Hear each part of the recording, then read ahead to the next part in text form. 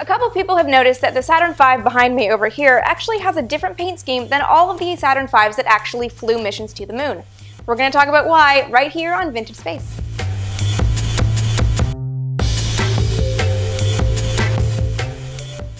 The black and white paint scheme on rockets has roots, at least in part, in Nazi Germany. Wernher von Braun's team painted the A4, or V2, rockets with large black and white checkered patterns so it was easier to see whether it was rolling in flight.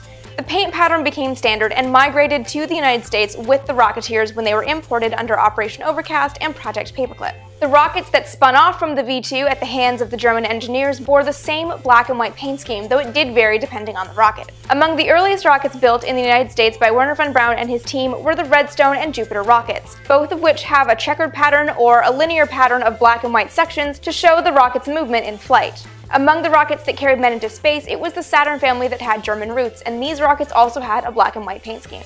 The Saturn I rockets featured alternating black and white stripes on the first stage, a small checkered pattern on the inner stage, and an all-white second stage. The black paint did actually cause some problems. Some rockets registered heat spikes in the fuel tanks under the black paint as it absorbed the heat of the sun, but they were never removed from the design. The Saturn 1B was the next big rocket. It was a Saturn I with a larger S4B upper stage. This rocket was painted white save for the vertical black stripes on the first stage, though some Saturn 1Bs launched with an instrument ring painted black. The Saturn V was the largest Saturn rocket ever built, and it was the one that took astronauts to the moon. It had an all-white body with black stripes that went about a third of the way up in the first stage and continued on the upper part of the stage, ending in a black ring at the inner stage. An uneven black and white checkered pattern was painted on the upper inner stage and the instrument unit was painted black. At the top, the service module was a tiny fleck of silver because the command module was covered in a white shroud.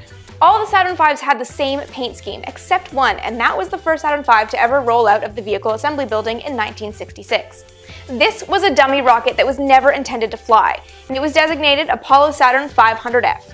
This was the one used to verify Apollo launch facilities, train launch crews, and develop test and checkout procedures. It was also the rocket that men physically shook to see how the structure would hold up in the event of strong winds on the launch pad. The paint scheme change from the Saturn 500F to the Flight Saturn Vs was due to heat. The ring of black paint absorbed heat while the Saturn rocket sat on the launch pad, and the fuel tank inside got dangerously hot. The upper part of the black stripes and the band around the middle were painted over in white on the later Saturn Vs. The white paint reflected heat from the sun and the heating problem was solved. Do you guys have a preference of Saturn V paint scheme? Because I just think the rocket looks amazing all the time. Let me know in the comments below, and be sure to follow me on Twitter for daily Vintage Space content as AST Vintage Space. And with new episodes every Tuesday and Friday, be sure to subscribe right here so you never miss an episode.